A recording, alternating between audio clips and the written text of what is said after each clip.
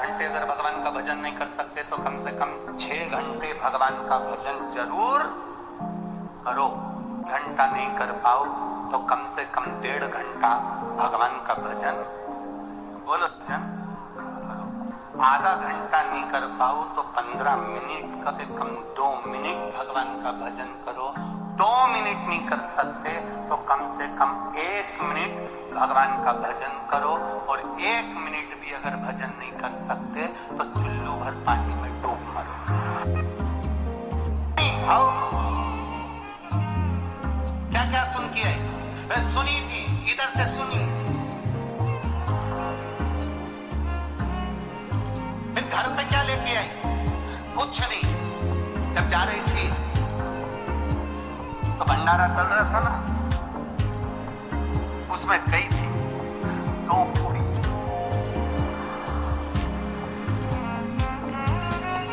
भगवान जाने माताएं वो झोली कैसे बनाती हैं, आज तक मैं नहीं सीख पाया।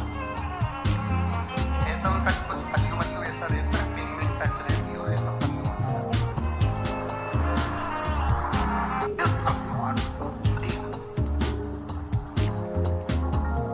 पार्वती जी ने कहा मैंने ब्राह्मण का कोड़ी का रोग ठीक हो गया तो मैं उस ब्राह्मण से पूछ कर आई हूँ उस व्रत का महत्व। मैं अपने बेटे के लिए, मैं अपने पुत्र के लिए, अपने बेटे के लिए वो व्रत करूँ। तब कार्तिकेय जी ने पूछा, माँ मुझे इतना क्रोध आया, इतनी मेरी चिड़चिड़ प्रवृत्ति रही, इतनी तकलीफों में मैं घिरा रहा, तूने मुझे प्रसन्न कैसे करा? माँ कहती है मैंने 16 सोमवार का व्रत किया था, उस व्रत का प्रबलता है। कार्तिकेय जी ने कहा मेरा एक मित्र है ब्राह्मण। षडानंद कार्तिकेय ने भी 16 सोमवार का व्रत किया। मित्र को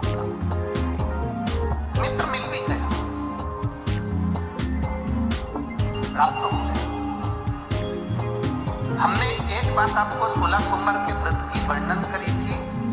किसी के घर में अगर 16 सोमवार का व्रत हुआ है, हो रहा है, उसके घर में 16 सोमवार का उद्यापन हो रहा है, भूलवश भी अगर आपको मालूम पड़ जाए कि इसके यहाँ 16 सोमवार का उद्यापन है, भोजन करने भले मत जाना, पर उसके घर से थोड़ा सा प्रसाद अवश्य मांग कर लाना कि मुझे उस प्रसाद, घर से थोड़ा सा प्रसाद अवश्य मांग कर लाना कि मुझे उस प्रसाद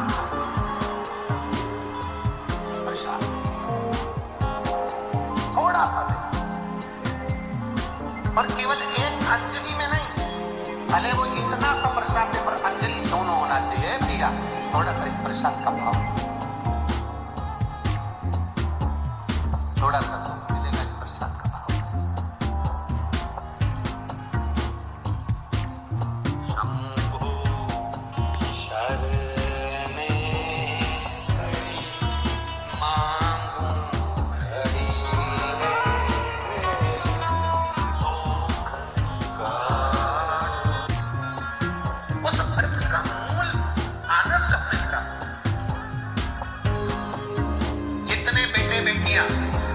कंपटीशन एग्जाम की तैयारी कर रहे हैं, जितने बेटा बेटियां नौकरी की तैयारी कर रहे हैं, मैं उनसे कहूंगा आप मेहनत करो, खूब करो, दिल से अच्छी करो, दम से करो, मेहनत में कमी मत करो। उसके साथ बहुत बहुत ध्यान देना।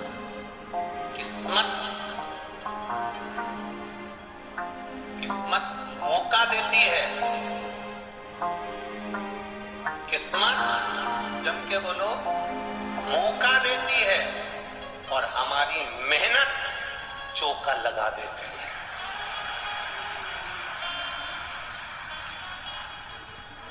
मेरा बेटा बेटियों से निवेदन है अपनी मेहनत पूरी करना। शंकर भगवान करेंगे क्या?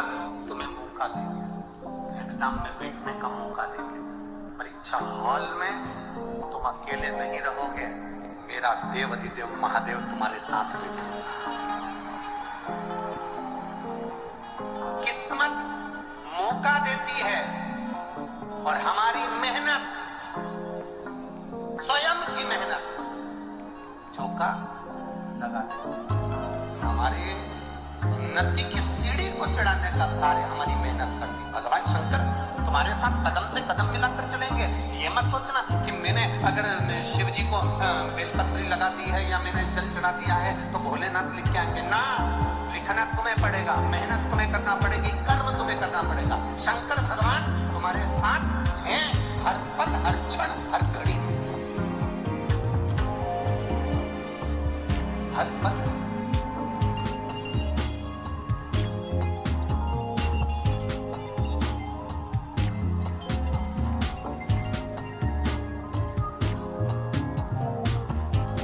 यहाँ पे कथा सुनने के लिए कोई टीचर लोग बैठे हैं क्या? टीचर अगर कहीं बैठे हो तो हाथ हिलाओ जरा, कितने टीचर बैठे हैं? हाँ, हाथ हिलाओ जरा। है सब, चाहे प्राइवेट स्कूल के हो चाहे सरकारी के हो, टीचर तो है ना। ठीक, आप लोग बच्चों को पढ़ाते हैं, बच्चे विद्याध्ययन करते हैं, आप मेहनत करते हो, बच्चे को पढ़ाते हो, बच्चा भी मेहनत करता है, तब बच्चा परीक्षा के समय पर आपका चेहरा देखता है। एग्जाम के समय पर बच्चा आपका चेहरा देखता है। तो टीचर क्या कहते हैं? देख, तो चिंता मत कर, मेहनत कर, अच्छी मेहनत कर, टेंशन मत ले, मेहनत अच्छी कर, पढ़ाई अच्छी कर, बाकी के सब परमात्मा पर छोड़ और तू अच्छी मेहनत कर जो लिखेगा लिख।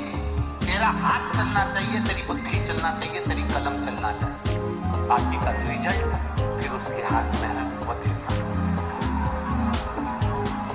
रिजल्ट उसके हाथ में। हम मेहनत करें ही नहीं और सोचे कि मिल जाए तो ना। कार्तिकेय बाबा ने व्रत किया, व्रत का प्रभाव यह हुआ कि उनका मित्र मिल गया। मित्र ने पूछ लिया अपने मित्र से, कार्तिकेय से, षडानंद कार्तिकेय तूने मुझे कैसे प्राप्त करा? मित्र ने कहा मैंने 16 सोमवार का व्रत किया था। उस व्रत का विधान क्या है? व्रत का विधान बताया। दिन में ये 16 सोमवार का जो व्रत है, प्रथम सोमवार को उठा रहे हैं सावन के महीने से, बैसाख के महीने से, मार्गशीर्ष के महीने से, जिस महीने से पहले सोमवार से इसको उठाया जाए। सुबह स्नान पूजन अर्चना कर बड़े आनंद के समय, दोपहर का तीसरा पहर प्रदोष काल के समय पर शंकर भगवान की आराधना करी जाए, शिव जी का शिवलिंग का पूजन करा जाए। पार्थिव शिवलिंग का निर्माण कर पूजन कर लो, चाहे अपने घर में जो शिवलिंग है उसका। जिस प्रसाद को बनाओगे उसके 3 हिस्से, भगवान की आराधना, पूजन, अर्चना, एक हिस्सा भगवान को समर्पित। शिव जी का चढ़ा हुआ प्रसाद पूरी रात्रि नहीं रखा रहता। खास तौर से 16 सोमवार के प्रसाद को रात भर कभी मत रखना। हम 7 दिन जो बेलपत्र यहाँ से आप लोगों को, कई लोगों को देते हैं, 7 दिन में 5 दिन 4 दिन जो बेलपत्र आपको मिलती है, तो ये बेलपत्र मुझसे कहते हैं रात भर नहीं रखना। इसको मिले, तुम्हारे शरीर में कष्ट है, रोग है, बीमारी है, बड़े से बड़ा रोग है, लीवर, किडनी, कैंसर तक का रोग है, तुम्हें जो बेलपत्री दी गई है उस बेलपत्री को तुम इसी पंडाल में कहीं ना कहीं बैठकर उसको खाकर बाबा की रज को अपने हृदय से लगाकर कहकर जाना, बाबा मुझे ये रोग है, समाप्त आप कर। जब 3 दिन कथा का बस केवल जो आखिरी दिन होता है, विराम का दिन होता है, वो बेलपत्री नहीं खाई जाती। उस बेलपत्री को तो रखा जाए, बाकी के जो बाकी के दिन की बेलपत्र होती है उसको खाते हैं। रात भर शिव पोथी पर चढ़ी हुई बेलपत्र केवल आखिरी के दिन की, विराम के दिन की बेलपत्र ही केवल लाल वस्त्र में रखने की होती है, बाकी के बेलपत्र केवल रोज की खाने की होती है। उसको रखा नहीं जाता, खाया जाता।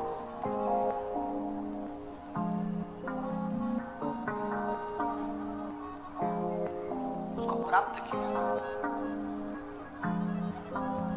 जैसे अशोक सुंदरी पर चढ़ी हुई पीपल के वृक्ष की, पीपल के पत्ते की अग्रभाग अगर शिव जी की अशोक सुंदरी की ओर स्पर्श करा हुआ, कितना भी दमाओ, कितनी भी श्वास की बीमारी है, बड़े कितने भी कमजोर हो गए, उस पीपल के पत्ते का अग्रभाग हमारे उस श्वास को ठीक कर, दमा, अशोक सुंदरी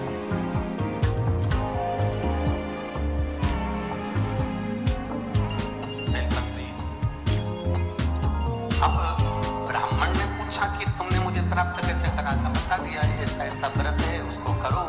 17वें व्रत में इसका उद्यापन करो। उद्यापन होगा वही प्रदोष काल शाम के समय। ठीक है, मान लो 17वें में नहीं कर पाए तो अगला जब हमारे को अच्छा महसूस हो तब व्रत का उद्यापन जरूर। ठीक है, ब्राह्मण ने सुना, एक बनाए गांव में वो व्रत करता करता पहुंच गया।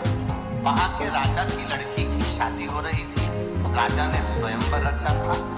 एक हथनी के सूंड में माला दे दी थी। ये हथनी जिसके गले में माला पहनाएगी विवाह उसी के साथ विवाह होगा। वो हथनी कौन थी? हथनी कौन थी?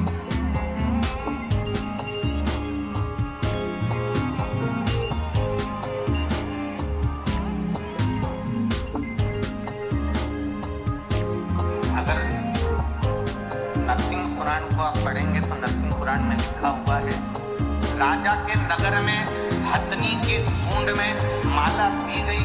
ये माला जिसके गले में पहनाएगी उसी के साथ मेरी बेटी का विवाह होगा। वो हथनी कौन थी? ऐसे संकल्प पहले के राजा लेते थे। वो संकल्प क्यों लेते थे? जनक जी ने संकल्प लिया, जो इस धनुष को उठाएगा चढ़ाएगा उसी के साथ बेटी ब्याह होगा। तो जनक जी को क्या पड़ी जो उन्होंने ये संकल्प लिया? संकल्प व्यक्ति कब लेता है? जब उसको कुछ अच्छा नजर आता है। क्या जनक जी ने देखा था? जनक जी ने देखा था कि जनक जी की बेटी जब माता जानकी जी 4 साल की थी और जनक जी ने अपने गुप्तचरों से, अपने द्वारपालों से कहा था कि आज मैं धनुष का पूजन करने के लिए धनुष का पूजन करने आऊंगा। धनुष के नीचे गाय का गोबर लाकर लिपा जाए और चौक पूरा जाए, पूजन करी जाए। 10,000 द्वारपाल धनुष को उठाने में लग गए पर धनुष नहीं उठा। आसपास से उन्होंने लीप दिया, पूजन की तैयारी कर दी। इतने में जानकी जी ने आकर देखा, 4 साल की जानकी जी आकर देखती है, पूछती है द्वारपालों से, काका जी आपने धनुष के नीचे तो लीपा ही नहीं। पिताजी कितने नाराज